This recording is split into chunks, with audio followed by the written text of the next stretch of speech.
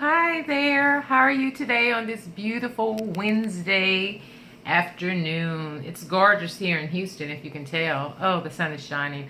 I think we're supposed to get up to like 80 something today, but it's a beautiful thing. But anyhow, I just wanted to make a really quick video with you guys because I was doing some thinking and I ran across one of my mentors' conversations, and it put a little bit more clarity on my thoughts as to how the unconscious and the conscious brain works. Okay, so for many of you that don't know, I wrote an ebook, and it's about generational cycles and dysfunctions and things of that nature. But more importantly, it's about how our beliefs and our thoughts impair us and cause us to be caught up in certain types of family dysfunction and generational cycles. I believe so, anyhow. So I try to read more about, our brain and how our minds work. And what I found out was that in order for us to change our thoughts, we really have to change our actions. And for us to change our actions, we have to change our thoughts. They kind of go both hand in hand, really. Many of us, let me just give you an example of conscious beliefs versus unconscious beliefs. Our conscious beliefs tell us something like, I am able, I am capable, I am beautiful, I can do that, I can jump, I can cook, I can do all of that. That's our conscience talking to us. That's our present, that's our here, that's our now. Whereas our unconscious beliefs are more deeply rooted and ingrained beliefs. They are deeply rooted and ingrained beliefs. And they affect our motor skills, our behaviors, and other aspects of our life. And this is how I understand how my life unfolded, because if you understand motor skills and behaviors of children, I took a child development class, and I don't know if it was my undergraduate or graduate course, but in child development, there is a particular area in study where it tells us how, as children, as toddlers, we soak up things like sponges. I mean, if we are in an environment where we are being belittled and degraded and mistreated, that's going to be ingrained into our subconscious. And therefore, we're going to carry that with us throughout life. And if we are brought up within an environment that is loving and healthy and nurturing, that's going to be embedded into our subconscious. And that's what we're going to grow up representing and presenting out to other folk, okay? So it's a funny way how the brain works. Now, for someone like me who grew up in a dysfunctional family, I knew that the life I was growing up in was not a healthy life. And, some of the stuff that I witnessed and endured, I kind of bottled that up and hid it in the back of my brain. But what I didn't realize, that a lot of that stuff that I had endured and witnessed as a child, I embedded within my subconscious. So, saying that, I carried a lot of that on into my adulthood. So let me give you a picture. As an adult, I always had people on the outside telling me, oh my God, you're beautiful. Oh, you're smarter. And I believe this. I knew I was a smart person. I felt I was fairly attractive. I knew I was capable.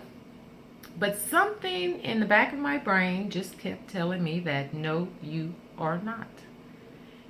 So I was struggling with myself. One side of my brain was saying, yes, I can, yes, I can, yes, I can. The other side was saying, no, I can't, no, I can't, no, I can't. So I had to figure out how to, and by the way, someone says that's a positive and a negative clashing, which causes chaos. And when you have chaos, you have stagnation, and you have resistance, and your thoughts are sabotaged because you're believing one thing consciously, but subconsciously those old thoughts are coming back from, whoever told you that you weren't good enough, or wherever you heard that you weren't good enough at. That's still back there. So I had to learn to change my life. I had to learn to change my thinking. I had to learn to change my actions. And it took time, and it took a lot of meditation and a lot of prayer. But it can easily be done. You just have to align your good thought, your conscious thoughts with your subconscious thoughts, okay? And a lot of ways we can do this is we can visualize who and what we want to become. If you say it, begin to visualize it, and then begin to put actions into place, and you will be that person that you would desire to become. So there's a strategy to do this, I think, anyhow. I think the first thing that we must do is to be clear about our goals. You have to have a clear set of goals that you want to accomplish. Once you have that clear set of goals, you have to understand why. What is your why for having that particular goal? What do you want to accomplish by having that goal? Once you can figure that out, you need to create a strategy as to how to reach that goal, okay? Once you create a strategy, you have to figure out, so to speak, step-by-step process of how you will make those goals happen. Whether it be waking up on a Monday morning at 5 o'clock a.m., waking up on a Wednesday morning, waking up on a Saturday morning. But you have to have clear, concise tactics as to how you are going to implement your strategy. Okay?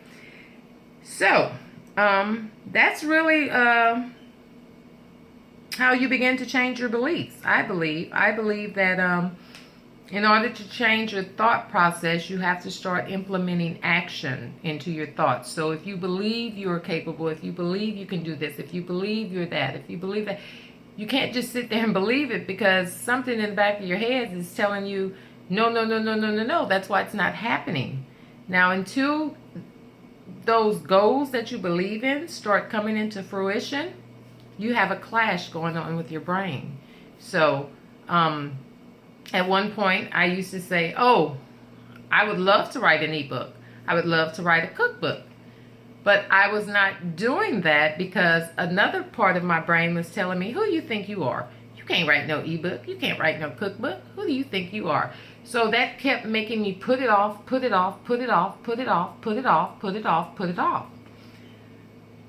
Same thing with school. Always wanted to go to college. Always was a big dream of mine because I love learning. I simply love learning. I learn every day of my life. I'm learning something new. And I knew, even when I graduated high school and knew that I wasn't going to be able to go to college, and probably because I didn't, and honestly because I didn't think I had what it took to go to college. But I thought that I had what it took, if you get my drift. So I was clashing. I was having clashes with my thoughts and with my actions. I was in my conscience, believing in myself, wanting to believe in myself, all of that stuff. But the back of my head, someone was telling me, no, you need to stay down. And that's what I was doing, because I was still clashing. I was stagnant. I was resisting. So once you learn to align your thoughts with your actions, your life will begin to move forward. Okay? So that's all within our belief system, okay, people?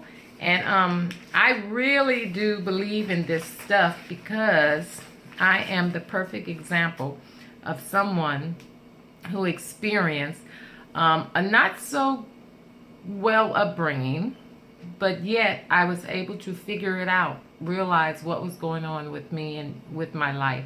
And I was able to make changes and ignite my life. So Ignite your life. Figure out what's holding you back. Align your thoughts and your actions. Make a move. Okay? Until then, ignite your life. Bye.